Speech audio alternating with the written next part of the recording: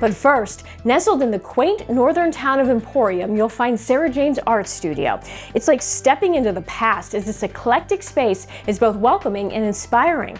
Sarah Jane Daly found herself moving to Emporium and tackling a couple projects that fueled her creativity and started her on this exciting journey.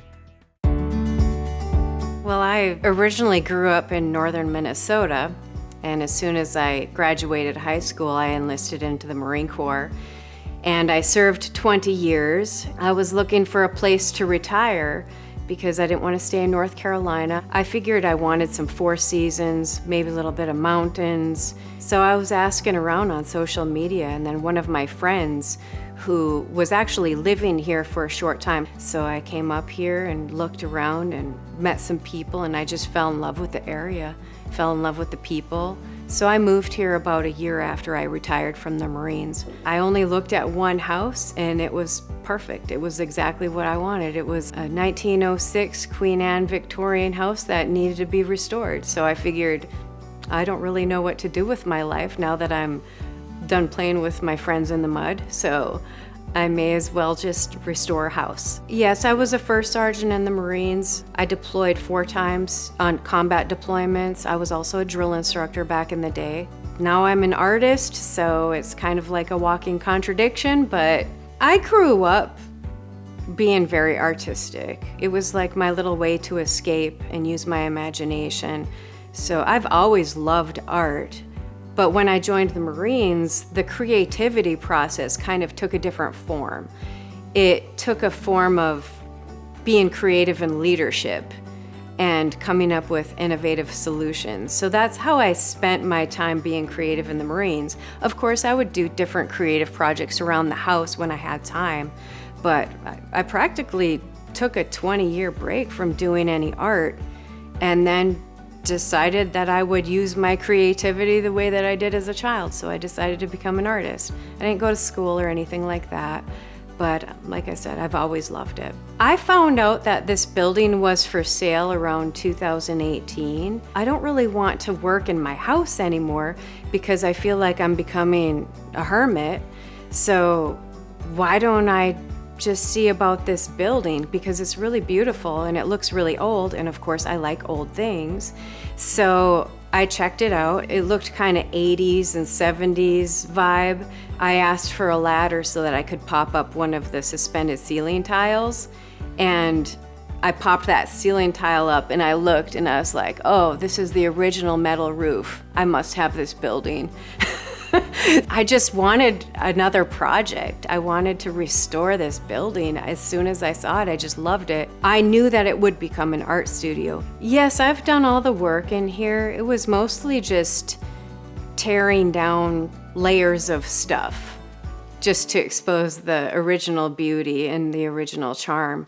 Painted the whole ceiling and took down the old light fixtures, tore down 2 layers of paneling, accidentally found those original metal walls. There was another friend, a neighbor, that asked me if I did paint and sip parties, like group painting classes. And I said, well, I've never done one of those, but I'll do it for your family. And so I did my first paint and sip. It was kind of a hit, so it became a thing. So I was like, okay. And then I had all this extra art because I was doing all these classes, so then it also became a gallery because I needed somewhere to sell my art. I work on a lot of different mediums, but for the classes, I tend to stick with acrylic. It dries the fastest. So I bounce between acrylic and chalk paint even. And we also do paint it with paper class, where we decoupage cardstock paper onto canvases. I think the studio space is unique because it has a very homey, comfortable ambiance to it. People come in here and they feel just like they can relax, they can make themselves at home. I tend to stick with the group classes, and as soon as I get an idea, I put it out on my Facebook page, and then people sign up and they come in here, and it tends to be a lot of women. The women are very attracted to the paint and sip classes, and every once in a while I get the men in here too, and they actually are very confident, so that's fun.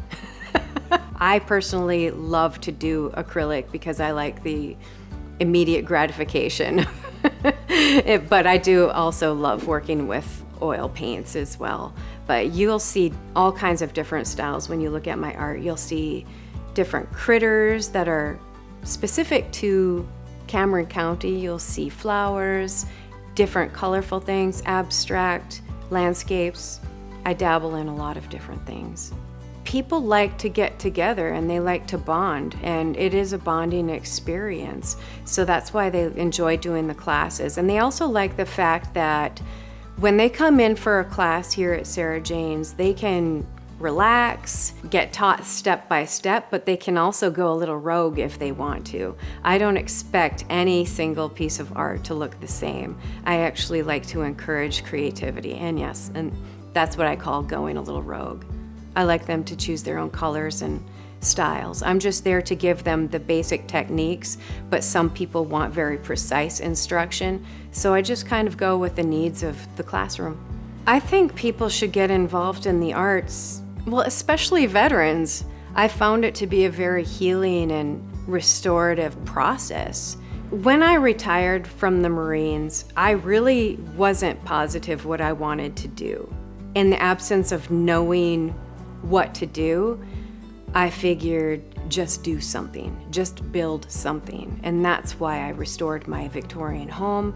That's why I bought this building. It was all about creativity, because that's where I tend to figure things out. I figure things out while I'm in the process of doing something creative. In the process of restoring old things and creating new things, I became restored.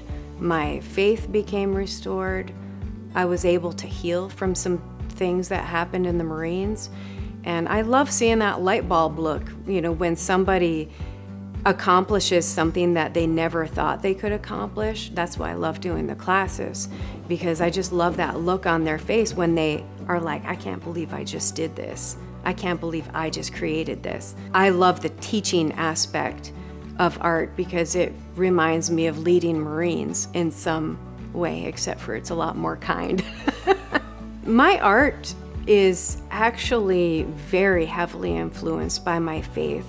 I've done a lot of pieces that are faith-based, and even using the studio every single week on Thursdays for an hour, a group meets up here in the studio and we call it Gospel Hour, and we go through a book in the Bible. It's been the number one thing that's influenced my art. God is a creator and we're made in his image, and that's why we're drawn to create.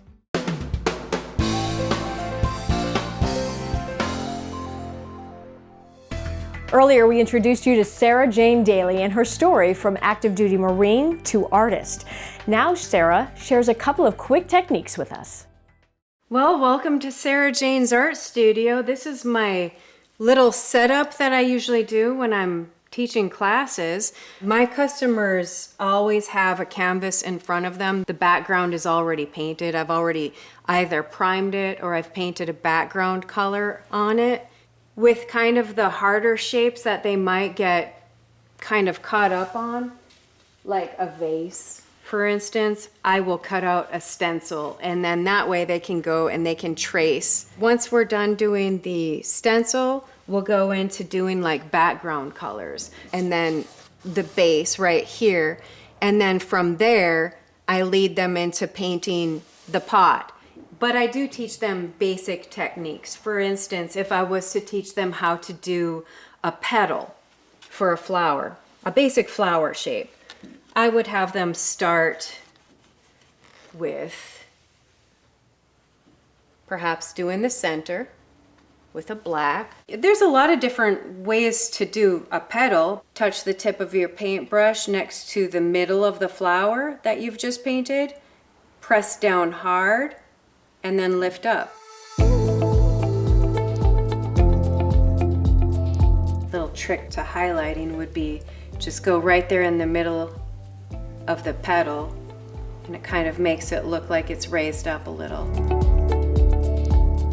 And then I always tell my students, make sure you kind of take a moment and stand back and take a peek at your art so that you can see what you're doing.